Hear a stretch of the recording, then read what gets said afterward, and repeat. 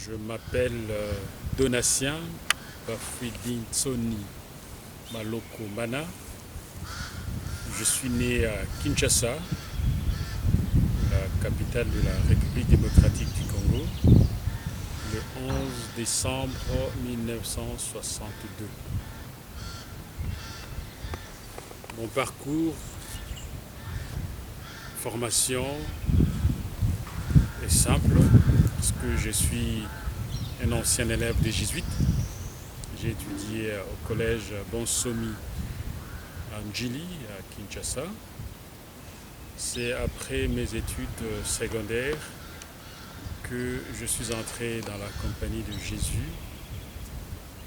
De ma classe, nous sommes deux jusqu'à aujourd'hui encore, avoir été admis au noviciat le 23 septembre 1981.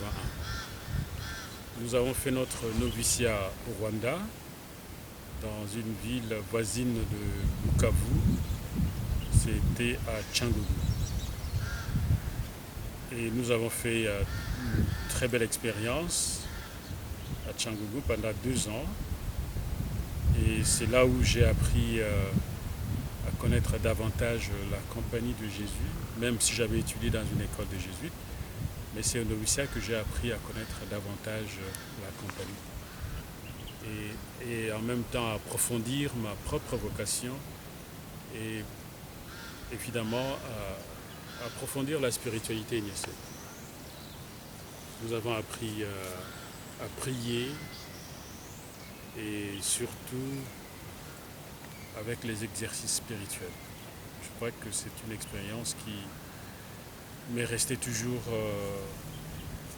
agréable, dans ce sens-ci que je me dis aujourd'hui que la formation noviciat, c'est la fondation, la base qui me porte encore aujourd'hui pour le service de l'Église.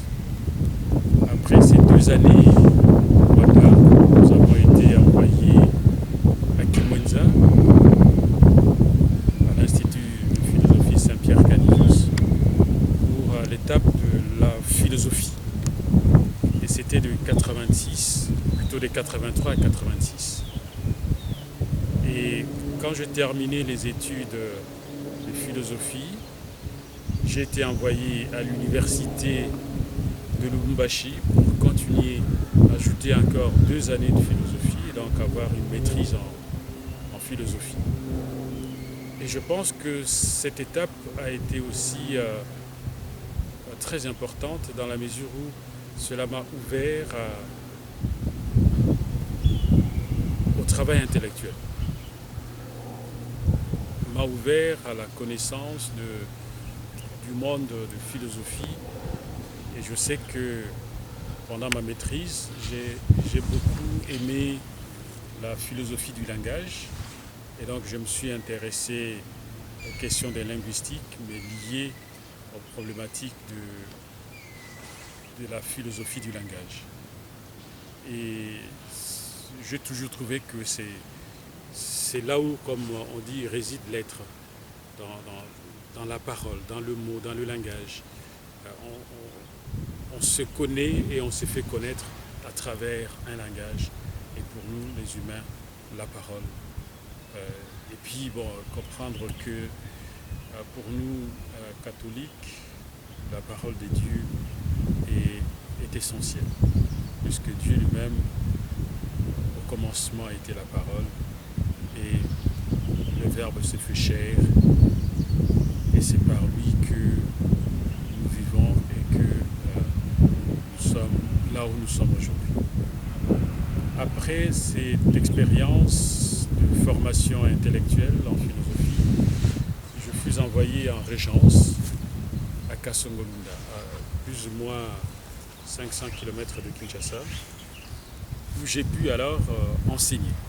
Donc être comme enseignant, professeur. Je me souviens que j'ai enseigné des cours de français, j'ai enseigné des cours de philosophie, d'histoire, d'esthétique. Et c'était agréable d'être avec les élèves, voir comment ils grandissent. Et je suis heureux de savoir qu'aujourd'hui, parmi mes anciens élèves, il y en a qui sont dans la compagnie.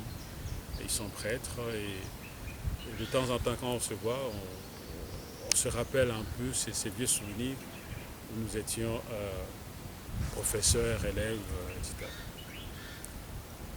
C'était aussi une agréable expérience dans la mesure où ça m'a ouvert et ça m'a fait comprendre la dimension apostolique de la compagnie, où les jésuites formés du point de vue intellectuel, du point de vue spirituel, voilà, est envoyé sur le champ apostolique pour donner ce qu'il a reçu et le faire de manière la meilleure, la plus possible pour que les autres puissent en bénéficier et puissent grandir.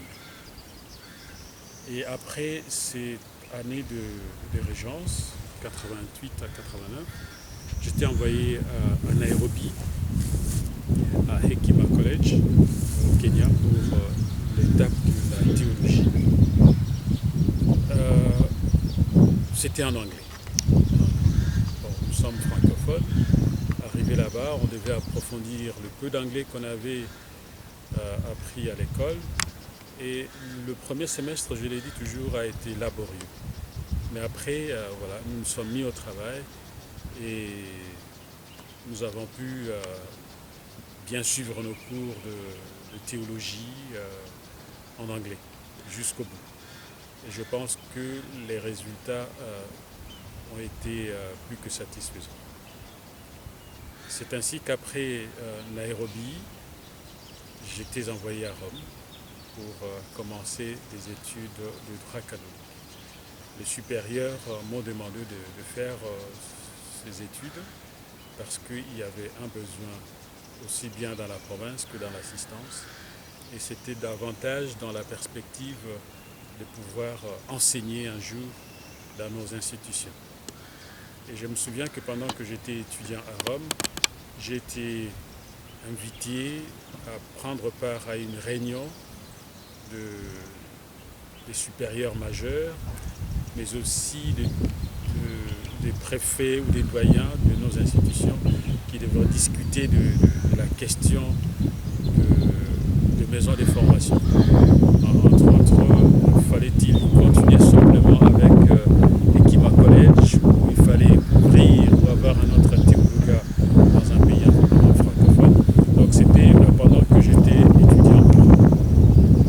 Et c'était donc en 93 que je suis arrivé à Rome.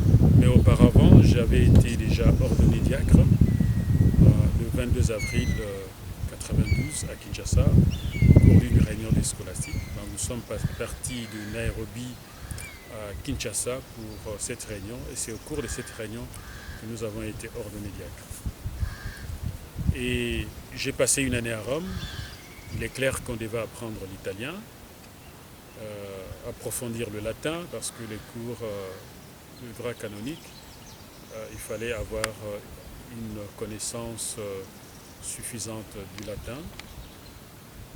Et en 1993, je suis allé à Kinshasa pour l'ordination sacerdotale. C'était le 18 juillet 1993, des mains du feu cardinal Frédéric Etzo, qui était en ce moment-là archevêque de Kinshasa. Après l'ordination, comme dans la coutumée,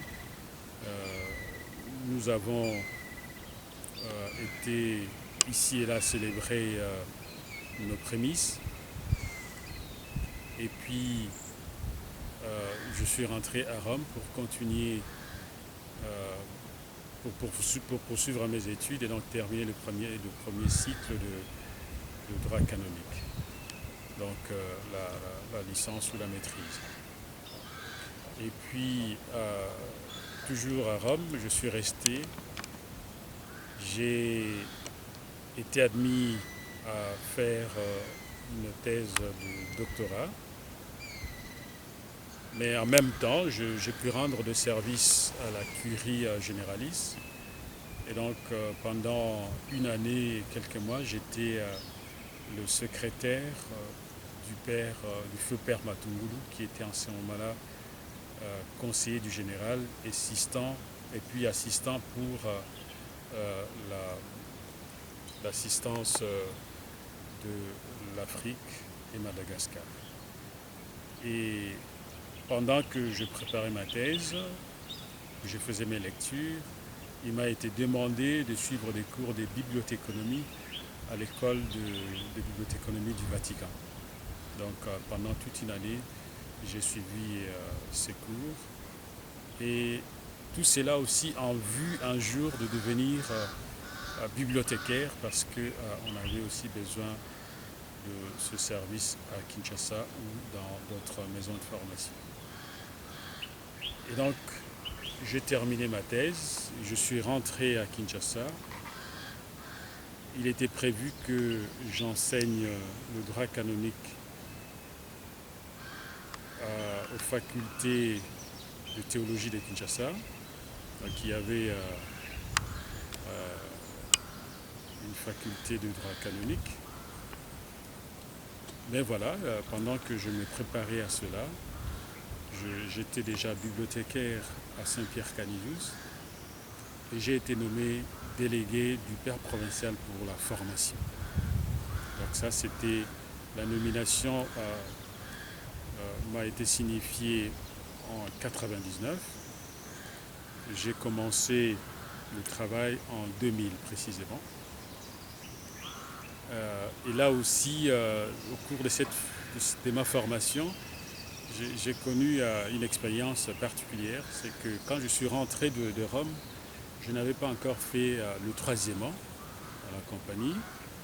Et voilà, j'ai été nommé délégué pour la formation. Et nommé délégué pour la formation, je devais m'occuper des candidats à la compagnie, je devais m'occuper des novices, je devais m'occuper des scolastiques et même des prêtres avant le 3e an. Donc c'était une charge assez lourde et importante. Mais comme je n'avais pas encore fait le 3e an, je devais faire le 3e an et prononcer mes derniers vœux. Alors j'ai dû faire mon 3e an pendant que j'étais déjà délégué pour la formation. J'ai fait le 3e an. En même temps, je devais bouger, aller visiter les compagnons. Je faisais des lectures personnelles. J'ai fait la grande retraite.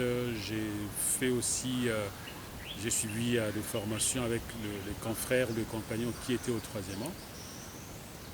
Et c'est le 24 mars 2001 que j'ai prononcé mes vœux solennels dans ma compagnie. En fait, c'était une année où on a anticipé la fête de l'Annonciation, parce que l'Annonciation, le 25 mars, cette année-là, tombait le dimanche. Alors on a fêté l'Annonciation le jour avant, c'est-à-dire le 24 mars 2000. J'en parle parce que cela a un lien avec ma propre histoire encore aujourd'hui. Et j'ai fait ce travail de délégué pour la formation. J'étais obligé de souvent d'être parti, visiter les novices, visiter les compagnons en philosophie, les compagnons aux études profanes, comme on dit, ou aux études spéciales, les compagnons en théologie, ceux qui étaient en Europe, qui étaient sur le continent, comme à Nairobi ou encore à Yaoundé ou à Douala. Je devrais me rendre aussi en Europe, l'Italie, la France, l'Allemagne, l'Espagne, la Belgique, ou encore aller aux États-Unis en Amérique du Nord, le Canada, les États-Unis, dans plusieurs villes des États-Unis. Et je dois avouer que c'était exigeant. Et voilà, je l'ai fait. Et voilà, en 2001, j'ai été nommé provincial de la province d'Afrique centrale, de la Compagnie de Jésus. Je me souviens très bien, la lettre, le décret du général m'a été présenté, notifié le 1er octobre 2001. J'ai dû prendre un petit temps de réflexion, de prière, pour me préparer à cette tâche. Et le 15 octobre 2001, officiellement, j'ai commencé mon service de supérieur provincial de la province d'Afrique centrale. Et c'est un travail qui a continué un peu dans le même rythme de ce que je faisais comme délégué pour la formation. Mais évidemment, comme provincial, il y avait davantage de responsabilités. Donc, en fait, j'avais tout le monde sous ma responsabilité, aussi bien les jeunes en formation que les pères ou les frères formés, s'occuper de tout ce qui était œuvre apostolique, mais évidemment en collaboration avec les supérieurs des communautés, les directeurs des œuvres et la consulte, c'est-à-dire on peut dire les conseils, 4 ou 5 jésuites qui sont là pour collaborer de manière plus stricte, plus étroite avec le provincial. Et c'est un travail un service que j'ai rendu jusqu'en 2008. Donc je fais 7 années comme supérieur provincial. Et au niveau, comme je disais, j'étais obligé de me déplacer aussi bien à l'intérieur du pays qu'à l'extérieur. Et donc partout où il y avait des jésuites, il fallait rencontrer l'évêque, il fallait rencontrer aussi parfois d'autres religieux, savoir comment les confrères, les jésuites travaillent.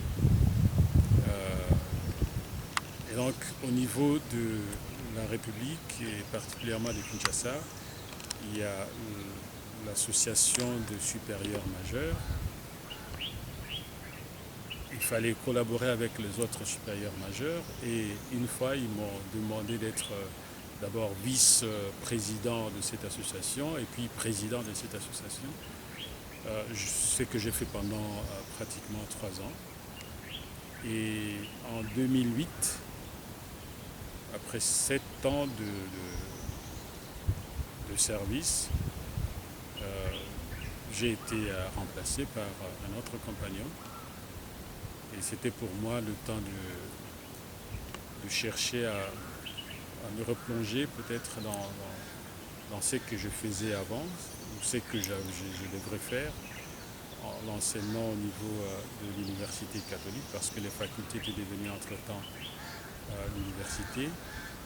Mais les supérieurs provinciaux m'ont accordé un semestre sabbatique pour me refaire physiquement, intellectuellement, spirituellement. Donc j'ai pris un temps sabbatique aux États-Unis, à Boston College, où je suis resté pendant 6 mois. Mais pendant ce temps, j'ai pu collaborer, rendre quelques services au tribunal ecclésiastique de l'archidiocèse de Boston, parce qu'entre-temps, le supérieur m'avait dit que voilà, l'archevêque de Kinshasa m'avait demandé de rendre un service à l'archidiocèse comme vicaire judiciaire. Donc je suis parti aux États-Unis avec cette idée que je reviendrai pour être vicaire judiciaire. C'est dans ce sens-là que je suis allé rendre ce service au tribunal ecclésiastique de Boston pour apprendre aussi le travail. Et 6 mois après les États-Unis, je suis rentré à Kinshasa et c'est au mois d'avril 2009 que j'ai commencé mon service comme vicaire judiciaire de l'archidiocèse de Kinshasa. En même temps comme juge institutionnel du tribunal ecclésiastique et comme vicaire judiciaire de l'archidiocèse, où finalement il est question de traiter des dossiers qui concernent souvent des problèmes de mariage, parfois aussi, il faut écouter entendre les personnes. Parfois il y a des conflits, il faut essayer de réconcilier les gens, des laïcs avec les prêtres, prêtres entre eux. Les religieux sont là aussi concernés. Et puis il y a des questions juridiques que le cardinal ou l'archevêque me demandait. Quand il fallait donner mon avis, j'ai donné mon avis. C'est un travail que j'ai fait jusque aujourd'hui, que je continue à faire d'ailleurs jusqu'aujourd'hui. Bien, comme provincial, qu'est-ce que je peux dire avant de parler de ce que je fais aujourd'hui? Ma consolation était, avec ce que Dieu m'a donné comme talent, comme don, comme capacité, j'ai pu aider la province, aider les compagnons à répondre à leur vocation et à orienter certains dans leurs études et parfois aussi prendre certaines décisions quand il était question de dire après avoir discerné, après avoir écouté telle personne, peut-être qu'il ne peut plus continuer dans la compagnie, donc il faut l'accompagner pour que il aille servir le Seigneur ailleurs et autrement que dans la compagnie. Ma consolation, c'est qu'aujourd'hui, il y a des compagnons, des confrères que j'ai accompagnés qui sont jésuites, qui rendent des services et qui sont heureux dans leur vocation. Je crois que c'est ma consolation. Ma souffrance, c'est peut-être dire que quand on est responsable, parfois on doit prendre des décisions pas toujours faciles, mais qu'il faut assumer. Dans le sens où, quand les choses ne marchent pas, être capable de dire que ça ne marche pas, rappeler à l'ordre certains. Et cela n'a pas toujours fait la joie de certains. Parfois, tu peux vivre une certaine... on peut vivre dans l'isolement parce que les autres vous disent c'est les supérieurs. C'est un peu ma petite souffrance. Et l'autre souffrance, c'est quand on a accompagné des jeunes qui sont devenus jésuites, etc. Et de voir qu'il y en a qui ne persévèrent pas. Et quand on apprend que tel est en train de partir ou tel est dans des difficultés, ça fait mal. Et en même temps, je ne peux dire que c'est aussi l'occasion pour prier pour ceux qui persévèrent et pour prier aussi pour ceux qui ne persévèrent pas. Alors, dans l'archidiocèse de Kinshasa, je rends encore aujourd'hui les services de vicaire judiciaire.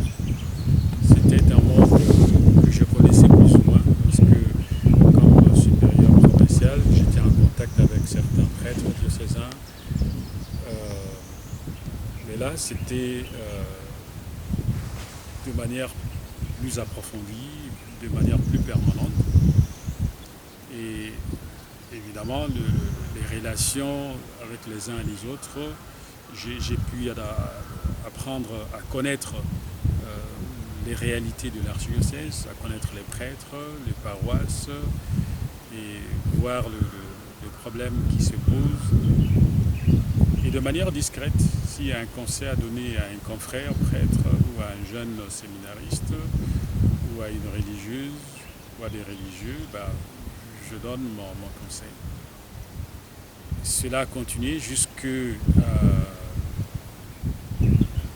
l'année dernière, le 31 mars, quand j'ai été nommé évêque auxiliaire de Kinshasa par le pape François.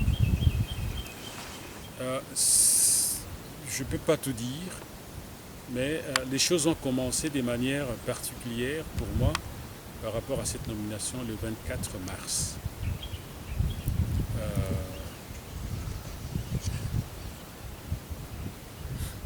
Et cela m'a rappelé alors le jour mes vœux solennels. Et toute l'interrogation que je devais porter, c'était lié à la fête de l'Annonciation. Et je me suis dit, mais pourquoi cette coïncidence dans ce service que le pape me demandait? Et j'ai disais à quelqu'un que je me suis senti ce jour-là un peu comme la Vierge Marie, quand l'ange lui a dit, voilà, tu vas concevoir, et que cet enfant, c'est Dieu, c'est l'enfant Jésus. Et elle était bouleversée dans ses projets, de se savoir que voilà, même elle se disait sur moi, je ne suis pas digne, mais le Seigneur a dit, eh ben, j'ai jeté mon regard sur toi, c'est toi qui va être la mère du Sauveur. Et moi-même, je me suis senti petit devant cette charge qui m'était confiée. Et je me suis dit, voilà, je suis comme la Vierge Marie, je ne peux dire que mon fiat. Si c'est la volonté de Dieu, eh ben, que Dieu lui-même me donne des forces, malgré mes faiblesses, malgré mon indignité, pour rendre ce service. Et donc c'était lié un peu à l'histoire de l'Annonciation. Et c'est le 31 mars que, officiellement, nous avons été, que nous-mêmes et tout le monde a été informé de notre nomination comme évêque auxiliaire de Kinshasa.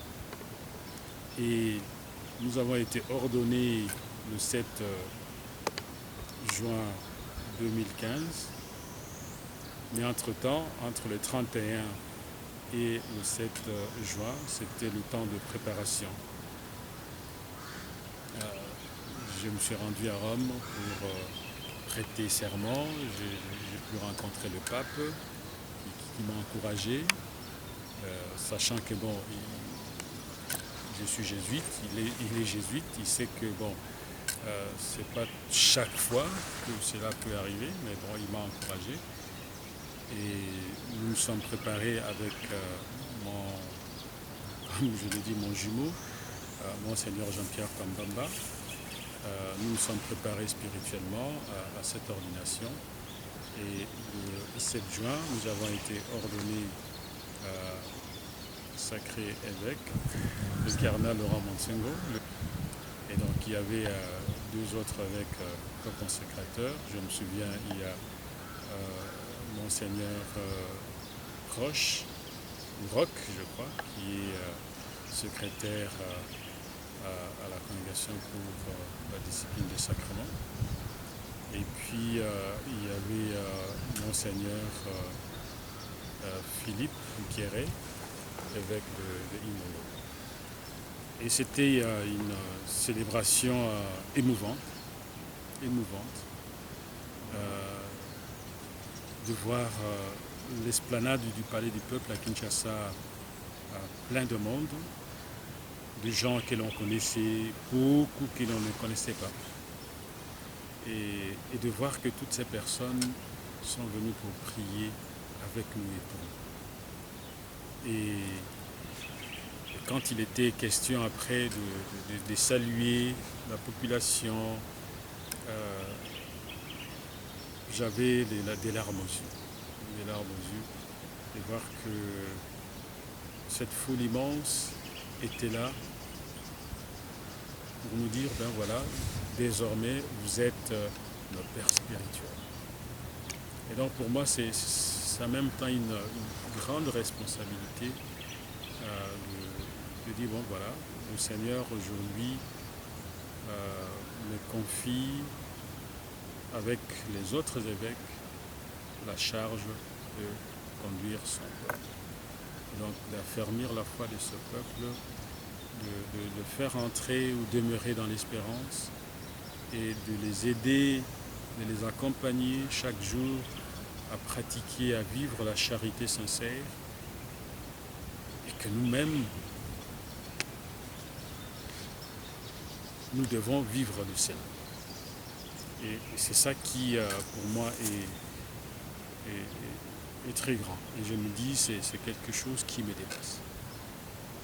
Quelque chose qui me dépasse. Et c'est le service que nous rendons aujourd'hui encore à Kinshasa, c'est-à-dire je continue à être vicaire judiciaire et comme évêque auxiliaire, nous collaborons de manière étroite avec le cardinal Laurent Monsingo à travers des réunions, à travers des conseils que nous lui donnons, parce qu'il doit prendre des décisions. Et étant donné aussi ses responsabilités au niveau de l'Église universelle, donc quand il n'est pas là, donc ce sont ces évêques auxiliaires qui assument certaines charges. Et les différentes invitations pour des célébrations eucharistiques, pour des causeries et autres, invitations par les chrétiens, dans les paroisses, où tout ce que nous faisons, c'est encourager, affermir la foi des uns et des autres et voilà, les aider à être des disciples de Jésus, des chrétiens qui sont là pour être des témoins de la foi à travers leur charité et à travers l'espérance qu'ils ont dans leur cœur. Voilà un peu ce que je peux dire de manière succincte sans entrer dans les détails. Mais je voulais quand même dire une chose.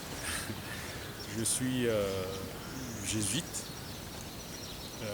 Depuis le noviciat, j'ai toujours vécu en communauté. Et aujourd'hui, je suis appelé entre guillemets, à vivre à côté de ma communauté. C'est-à-dire que voilà, je ne suis plus en communauté avec mes confrères. Et ça, je sens que je dois m'habituer à cela. C'est pas toujours facile. Mais bon, le lien demeure. Et je sais que la compagnie, et même quand je me trouve aujourd'hui ici à l'UTCJ, à Abidjan, c'est avec les compagnons, parce que je suis jésuite. Alors, si je puis dire un mot par rapport à ma présence ici à Abidjan, je dis que je suis très heureux de rentrer dans cette maison que je connais suffisamment bien, parce que nous étions ici le premier avec l'ancien supérieur général, le père Peter Hans Kolvenbach, et d'autres supérieurs majeurs, pour poser la première pierre de cette maison. C'était en 2002. Toute la contrée ici, c'était la brousse. Et nous sommes venus. Il y avait quelques personnes ici, entre autres le père qui était chargé de la construction pour suivre les travaux de cette maison et l'architecte. Nous avons posé la première pierre. Et l'année qui a suivi, 2003, les constructions étaient achevées et nos premiers scolastiques en théologie ont commencé à suivre leur cours. Et évidemment, je venais ici régulièrement parce que j'étais aussi, je faisais partie du conseil d'administration au niveau des supérieurs majeurs. Donc je suis venu régulièrement dans cette maison. Et nous avons pu voir comment les choses ont évolué. Et même jusqu'à l'ordination des premiers diacres, de ceux qui avaient commencé la théologie ici, les premiers groupes. Nous étions là. Et c'est beau de rentrer après pratiquement, disons depuis 2007, plus ou moins l'année prochaine, ça serait 10 ans, de retourner dans cette maison, de voir que les arbres que nous avons plantés, je me souviens, on m'a montré d'ailleurs le manguier que j'ai planté là, ces arbres ont très bien poussé. Je suis très heureux de voir que la maison est très bien entretenue et ça fait plaisir de se retrouver ici dans un très beau cadre. Je me dis, c'est un lieu, sans doute, il faut un bon lieu pour faire sa retraite, venir prier. je pense que l'ambiance, l'atmosphère est propice aussi pour la réflexion théologique. Et je crois que c'est agréable de se retrouver ici. Et je suis ici parce que j'ai été invité par la communauté à travers son recteur, le père Yvan Elinga, pour conférer le diaconat à des confrères, à 4 jeunes jésuites. Et la célébration a eu lieu hier et je suis heureux de voir que voilà, l'Église a 4 jésuites, diacres, et je prie pour eux, pour qu'ils soient heureux dans leur vocation, qu'ils continuent et que demain ils deviennent prêtres, des bons prêtres pour l'édification de l'Église en Afrique et Madagascar.